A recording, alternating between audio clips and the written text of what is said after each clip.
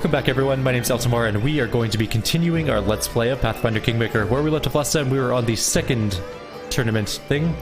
The tournament continues with a boasting contest. The first participant, a man from Daggerwork, stepped up to the podium and told a raunchy story about him sneaking into a temple of Callistria and seducing all the priestesses, including the High Priestess, in a single night. The crowd was particularly amused by the suggestive glances he kept casting towards one of the guests from time on. She simply smiled mysteriously in response. The second participant was a guest from Gralton, who told a completely implausible tale about his travels across other planes, where he battled undead hordes and defeated a blood-curdling monster. He was an average storyteller. At best, he'd be lucky to get a C for that story at the Academy, but the listeners were inexplicably elated. Suspicious, we took a closer look at the crowd, and of course we spotted a bard using some tricks of the trade, and likely a little magic to aid the Gralton man's performance. We quietly warned the bard that we would shut him up if he kept interfering. The bard got the message and quickly disappeared. Without the bard's support, the guests from Gralton immediately lost the audience's approval. As he grew more nervous, he began mumbling and stumbling over his words, and he eventually left the podium among the jeers and whistles. Then it was Pitax's turn. The kingdom's honor was represented by Anamidi Belvara, a sweet-voiced singer whose smile could win over the most withered of hearts. Oh, Anamidi. While her voice was smoother than silk, her words sung like arrows.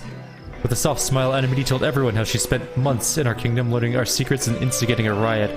Of course, the honest trait of the bard and our shady dealings of the spy go hand in hand. But oh, Anamidi, who would have expected such an ugly blow from such a lovely lady? She described in surprising and exceptionally critical detail how much our citizens of our young states suffered under the atrocities of the troll assaults and the magical plague. She never stooped to actual lies, but she made it sound as though our king, the Baron at the time, was simply drinking and debauching himself while his subjects struggled. She made our crusade against Vorticai look like a cunning conquest at Varnhold, and the war with the Tiger Lords was uncharacterized as an irresponsible venture. Talk about cruel and unfair. When Anamidi finished and left the stage, it was our turn to perform, and what feats did our participant tell in their performance? He regaled them with tales of our victories over the Staglord, Trolls, Vorticai, and Armag. It wasn't easy getting the crowd excited for this story. They were all glorious feats, of course, but that was the problem. The audience had already heard them time and again. Lindsay used all the eloquence she could bring to bear to breathe new life into these old stories. The audience hung on her every word, sometimes laughing uncontrollably, sometimes holding their breath to avoid missing something. Lindsay finally brought the story to an end, and the viewers gave her a standing ovation as she left the podium. A woman from Taimon, priestess of Callistria, went last. She told stories of her love affairs in faraway countries and on other planes, casually mentioning an unpleasant disease she contracted over her journeys that took her a long time to get rid of. Hearing that, the participant from Daggerwork paled and grabbed at his belt, bringing roaring laughter from the rest of the audience. Oh, he's worried about getting VD. Gotcha. And finally, the judges announced the winner, Lindsay. She walked up to the podium to thunderous applause and took another bow. Round 2 in the bag. The third contest is the melee. I think.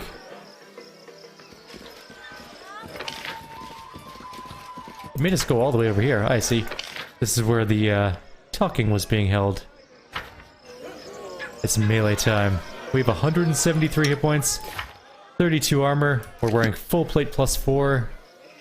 We're as good as we're gonna get for this. Alternatively, we can send our monk in, who has 39 technically armor class, and wings, and 24 to hit. He's only got +26 to hit. Our monk is actually really powerful now. She could probably defeat the melee no problem. Drunken melee, let's begin. This will be splendid. Oh, it is me. Are you just punching each other?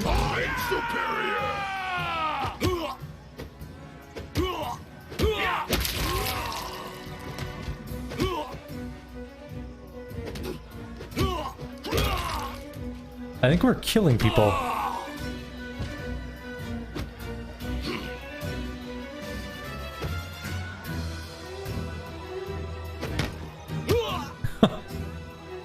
We hit him for 24 with our fists. 3d3 plus 16 damage. I think they're actually dead.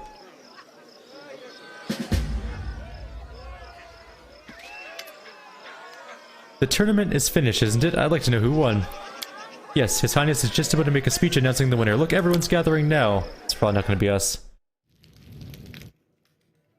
Lords and ladies, another Rushlight tournament has come to an end. I'd like to thank all of you who honored this event with your presence. My friends, I'm happy to see all of you, but I'd like to give a special welcome to one guest who found themselves invited here for the first time. Today, we had the Baron, no, excuse me, it's King now, isn't it? Of a majority of what was once the Stolen Lands. Thank you for coming, my darling. I can call you that, right? I thank you with all my heart. I first learned of him from my friend Stefano Mosconi. To be honest, his report was less than flattering. Impassable swamps, monsters galloping about, and a complete absence of any valuable resources. Nothing more than a dirty hole ruled by another bandit lord, hardly worthy of your attention. That's what he wrote back then. I'm so happy he was wrong. Stefano himself seems to have vanished somewhere in the neighboring domain, unfortunately. Perhaps he met a hydra on his way back, or drowned in the omnipresent mud. Or maybe he just caught the Baron in a bad mood, eh? A joke, a joke. Stefano was a great fellow. It's a pity he joined the many travelers who vanish in those lands each year. We murdered him. Truth be told, even now traveling that domain is a less than pleasurable experience. Some roads have appeared, but their safety leaves much to be desired. Take the sad story of the poor Toman Henvaki from Gralton. He set off to those lands and hasn't been seen since. His brother Edrist went to find the poor fellow, and what happened? Forgot to turn that quest in. He returned empty-handed. Toman seems to have vanished into thin air, like hundreds of travelers before him. At least Edrist was lucky, I suppose. He managed to come back alive. That's certainly considered fortunate for those who decide to swing through those lands. It's not that bad. And the hunt the Baron put on, clearly imitating my tournament? It was beyond description. While guests were out hunting hydras and owl bears, the latter came from behind and ate at the banquet table, along with all the servants. Some celebration, right? You're Vetti, my friend. It's uncomfortable how much attention you lavish upon me. How about your kingdom? How many bodies are found in Pitax's harbors each year? Enough, really. Are you looking to ruin everyone's appetites right before the banquet? All I really wanted to get at was that His Highness is a personage truly as extraordinary as his lands, and I'm happy to see him at this celebration. And now it's time to announce the winner of the tournament. This year, all 3 contests were won by guests from one kingdom. I'm not sure what charms, tricks, or divine intervention helped him, but let's hear it for the winner! Your Highness, if you please. I know you're not exactly a master of ceremonies, but please try to say something articulate to my guests. Your Highness, dear guests, attending this tournament was a great honor and a true pleasure. I thank you all for an unforgettable day. Despite your Vetti's efforts to smear you in the eyes of the guests, the audience is elated. Your speech garners a hearty round of applause. And now, with the competition over and the prize awarded, let's get on with the main part of the celebration. The banquet! I can hear your stomachs growling from here. Let's get to the table, and later we'll see an unforgettable fireworks show. Alright. We have a loading screen going on. Wait for what news to come? Apparently that's our quest, it's just to wait for news. I guess we're done there. So... where did the pirates at the river bend, I'm guessing? But we need to go to Pitax itself.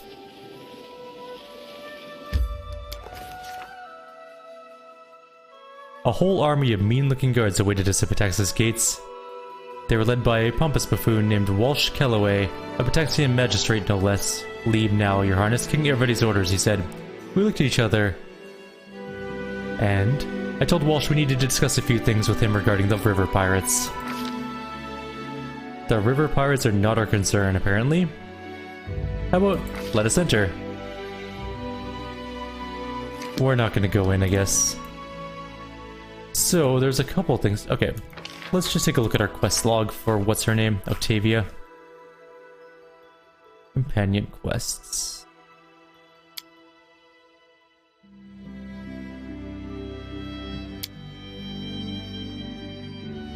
She's in Pitax. We don't know where. Okay. Tristan we have to do as well. Knock Knock we have to do as well. I guess we'll go deal with the pirates quickly and then we'll get out of here.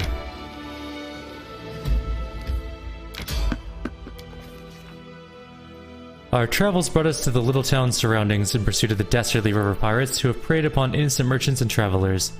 It would have been nice to march in, knock some skulls together and call it a day, but rumors suggested that we were heavily outnumbered. Even worse, the villains had set up their camp in a defensible position inside of their boats, protected by the river on one side, a thick forest on the other, and a sticky swamp on the third. Add in a bunch of sentries watching for intruders and we were in trouble. Thank goodness our fearless leader had a plan. We went into the river. Shivering from the cold, we clambered onto the beach and began spying from behind the boats. From there, we could see that there wasn't one camp, there were two. The second was several hundred feet away, judging by the campfires, which meant we could vanquish the pirates in one camp before the other could respond.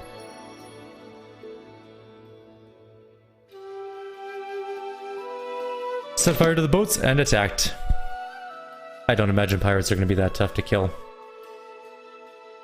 I'm not too concerned about this fight, in all honesty.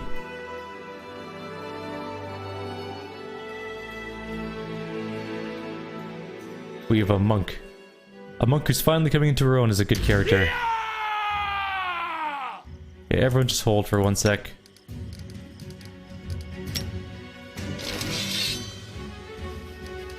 Just get that haste off. No? Did you bug out? Probably. Go kill that thing. Yeah, Octavia's down, who cares? Oh, she died. That's annoying. God, fine. I hate bringing along these characters that I don't use because they're not very good. Because I haven't used them. They're not meant for my group currently. We'll move her off to the side and out of the way of a fireball that came in.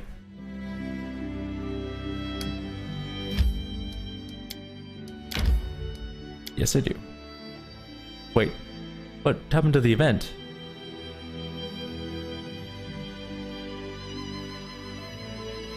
Do we not get the event anymore?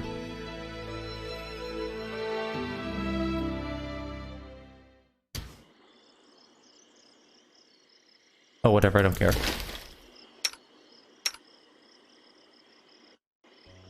Haste.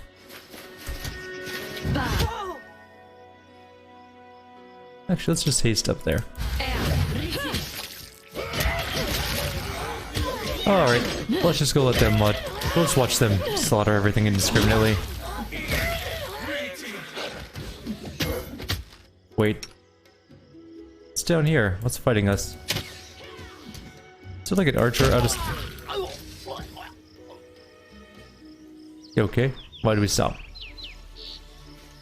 Oh, there's reinforcements coming. That's fine. A voice cuts through the din, roaring with such indignation that the fighting momentarily stops. What's going on here? Who dares attack my camp? The speaker is a suntan woman wearing light blue traveling clothes with high boots and an embroidered hair and adorns one of her sleeves. She seems ready to say more until she notices the bright blaze along the shore. My boats, you soft-stomached jackals, what have you done? Her mouth moves as though trying to form more words, but she has difficulty enunciating past her anger. She draws her weapon and takes a menacing step forward. I don't know who you are, and any patience I have to hear your excuses is as short-lived as you are. If you have something to say, make it good. Behind her you can see more combatants approaching. You have but a few moments before they arrive. Who is she? A blue outfit and hair and insignia indicate that this is an important member of Riversong Trade House Pitax, possibly a member of the controlling family. Joffrey Vascari leads the trade house, and this might be his sister, Rinshala Vascari. As you look down at the enemies you've slain, it seems you haven't attacked a pirate, you've attacked influential merchants. Wait, who are you? The woman's face wrinkles with disdain. I was prepared to kill thieves, but it looks like I'll have to kill idiots instead. If you don't know, if you don't know, explaining it's not worth the breath. This is all a terrible mistake. The well-dressed woman glowers at you. Explain quickly. We heard that a powerful band of pirates was camped here, and we were going to chase them off. How convenient. Care to elaborate? A playwright convinced us to hunt pirates in order to win the adoration of Pitax's common folk. It's clear you're a fool, she remarks, smirking as she notices your clumsy explanation has brought her remaining forces enough time to arrive. For killing my employees, now you'll be a dead one. Alright, now... this has become somewhat of an annoyance.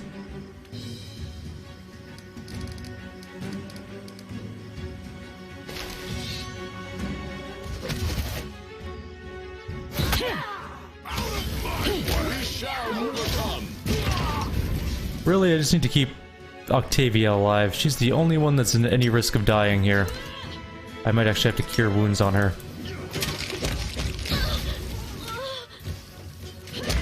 Fucking Octavia. Do we have a diamond?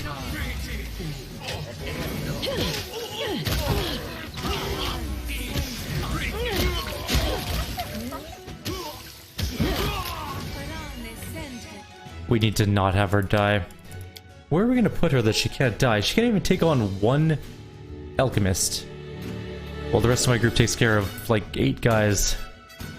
Or more like 12 or 13. We'll try a different story next time, see if that works out. But for now, we need to go back in again. And we gotta keep Octavia alive. Her con is so low that she has like 80 hit points at level 13 or less, maybe 70.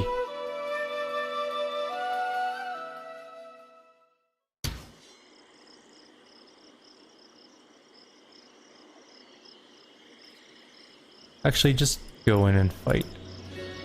I will get my monk to go deal with that thing.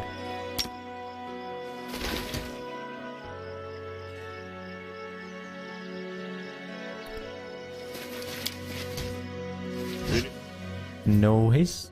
Is that where we're going with this? Okay. And then you. Stop getting mixed up with that. Just go deal with this. Wait, what? Why am I on Lindsay now? What the hell happened to my monk? We can do it! This ends. Alright, Octavia's free and clear now, sort of. Clean strike!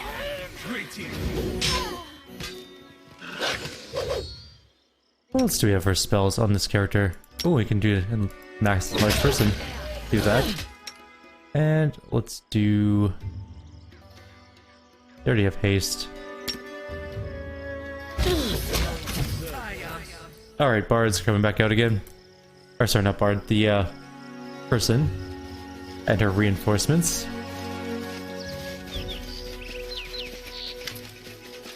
What's going on? Recall what you can. It's all a terrible mistake.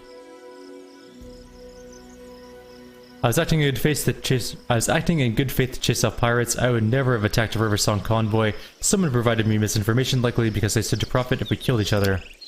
Ah, last a hint of wisdom. Yes, you're right, she thinks for a moment before continuing. Perhaps I was hasty to dismiss you as anything but dim-witted brigands. I am Renshala Vescari of the Riversong Trading House, not a pirate. Who provided you with this misinformation? The magistrate Walsh Kelbaway insisted there were pirates preying on travelers here. Did he now? Renshala taps a finger to her chin and thought, certainly he has the means, but does he have the motive? Bringing any harm to me would just foment chaos in the region. And Kelbaway is the servant of King Iravetti through and through. Do you have a theory? Can you think of something he'd gain from your death? She grits her teeth and nods. It's true, we Vescaris haven't kowtowed the king, Iravetti, as much as the Liasenzas and the Strokals have. Yet we control most of the river trade. What better way to bring us in line than to crush us with foreign agents or scare us into swearing fealty? Well then, what do you propose? We join forces to uncover the truth. Renshala's smile grows slowly as if she's contemplating devious possibilities. Very well. I will return to the city, and when you're ready to confront the others about what transpired here, I will join you. She hands you the scroll from the magistrate. Piece together your case and get to the bottom of this mystery. For now, though, give me some space to bury the dead. Fair. We did kill a bunch of them. That time it ended peacefully, and we got a new piece of the puzzle. Also, my throat is extremely dry. Alright, well we did that. That's the thing we did. Let's go to the middle of nowhere. Might as well do some fun things on the way out of here. Also, how long would it take to get new people here? Only 23 hours, that's not bad. Alright, Lindsay, go home. Oh wait, hang on. Cancel. Who still has my gear on?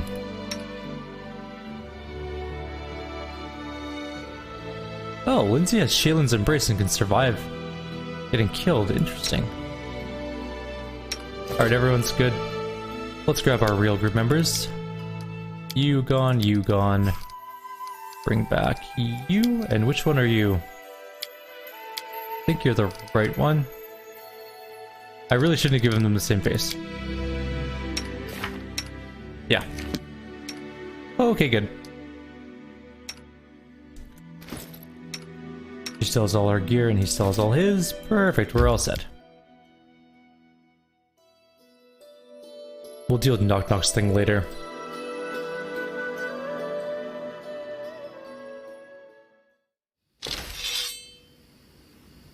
Let's, No one stands in my way. he can heal himself a bit.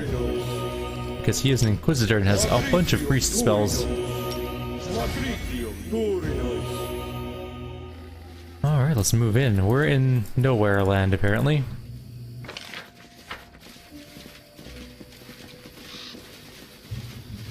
What the hell? I won't be halted. A solid door blocks your entrance. The owner clearly doesn't care for uninvited guests. Magic? The door literally shines with dozens of magical auras. It's impossible to see any pattern in this mess.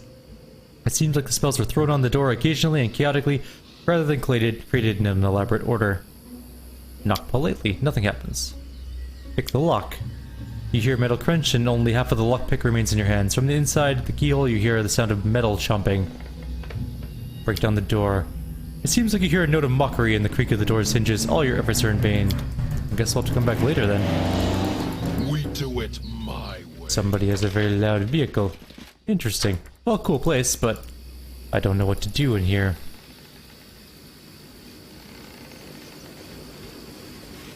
Onwards. Also, you guys aren't lying. This game is really long. We're on like video 100 and something now. I have no idea how many hours I've been playing this game at this point in time.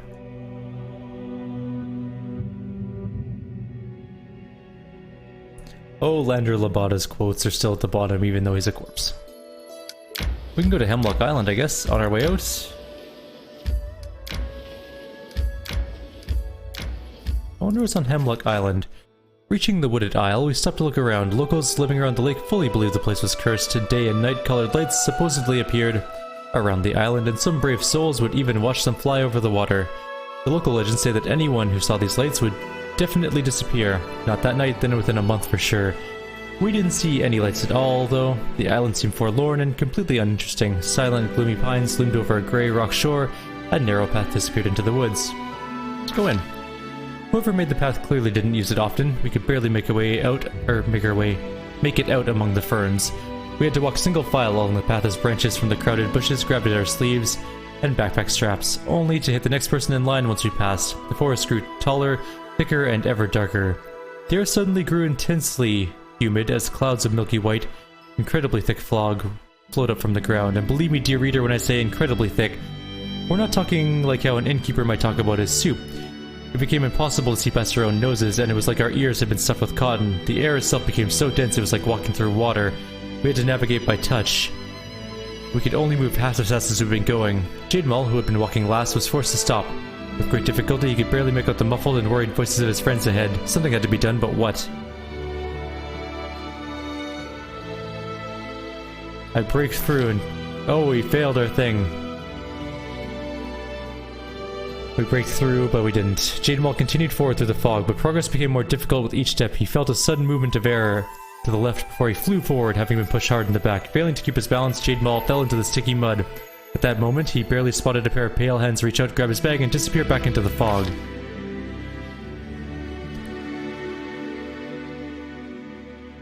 The fog finally began to clear, but there was no trace of it. And soon there was no trace of it. Jade Maul looked back and his friends were nowhere to be seen, but up ahead he could make out a blinking, welcoming light. As Jade Maul approached the light source, it quickly became clear the light was a bonfire. Soon Jade Maul entered a brightly lit clearing and saw all of us. But why then did no one jump up to greet him, or give him a welcoming yell, or hug, or even offer him a cup of tea? Why had everyone frozen in their seats, spoons lifted in the air? Why the deathly silence? Imagine Jade Maul's surprise when he finally saw why his appearance had caused such a strange sensation. It seemed that he hasn't been missing at all. He'd been sitting with us, all by the fire, watching his exact copy emerge from the forest. I can tell you exactly how many meals we carried with us down to the last piece of hardtack. Can you do the same? A deafening silence filled the air. One could hear the thoughts churning through our brains. And then the Jade Maul sitting by the fire laughed in a strange voice. He stood up and began rising into the air. The mask dropped, and we saw a short, pale man with blonde hair and parrot-like wings with bright feathers. We all went after him together, but Jade Maul held on to him most tightly. His hands gripped the Joker's wing in an iron grip. Then an ear-piercing whistle sounded from all around us, and stones began raining down upon us from above. The imposter was aided by his winged kin, who grabbed him by the hands and began pulling him up. We didn't give up, but in the end we were overpowered. There were just too many, dear reader. They quickly reclaimed our prisoner from us. Soaring into the air and shaking their fists at us, they flew off. We sat a long time around the fire, laughing and chatting about how Jade Maul cleverly dispelled the illusion.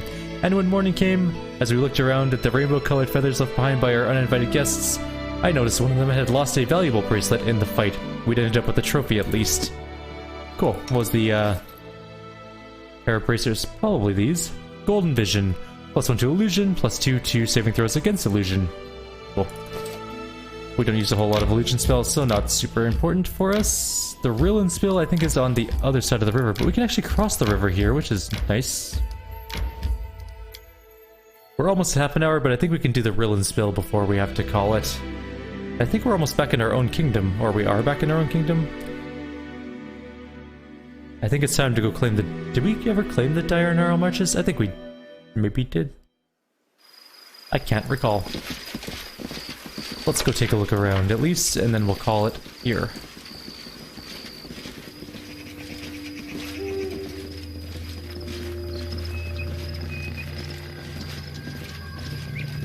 Oh, that's a portal into the first world. Alright then. Let's quickly glance around at the rest of the area. You know what? Just go up here. You quickly go glance around at the rest of the area. It is done. I kind of want to play a game where I just make a group of monks. Check that out. And like one mage.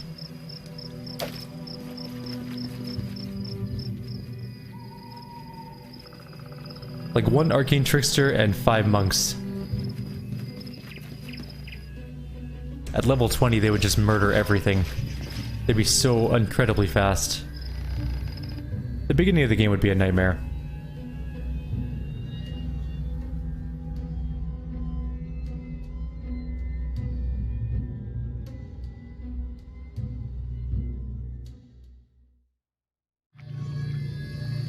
Alright, back into the first world. What do we have in here?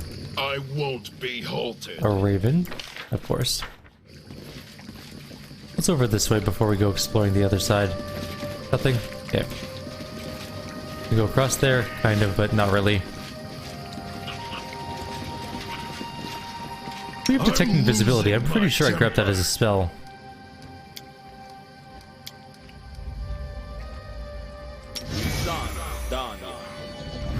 I think I even got the communal version of it, didn't I?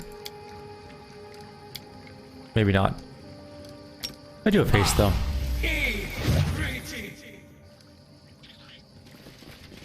We do it my way. Where are the enemies in here?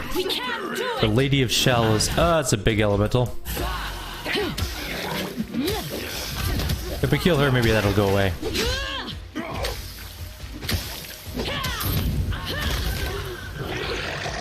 And it did. We got knocked down. For how long? Oh, we're not knocked down. We are actually asleep. How do I loot you? There we go. No, it's not very good loot. Anything better around?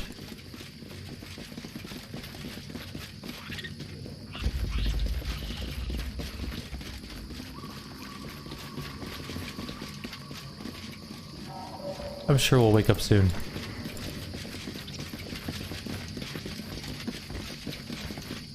We have 20 seconds to go. Forwards.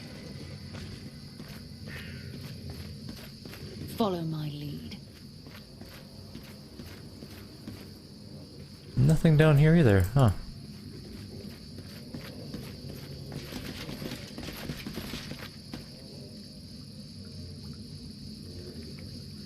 There we go. Everyone's back awake.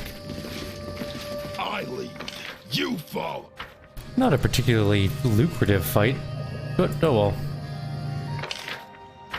It went fine. That was pretty easy. We got some experience. So we're gonna call the video here. We're at 30 minutes. Like always, if you have any suggestions or comments, please leave them below. I think this is gonna be my last video for tonight. We've been recording all day. I don't even know how many videos I've done today, like 9 or 10. Something like that. Anyways, take care guys. See you tomorrow. Okay, just an addendum to this video before we actually call it. There's a funny thing. I came back to do some rulership stuff, but this isn't long enough for its own video. I just wanted to show you guys what happened in the capital while we were gone.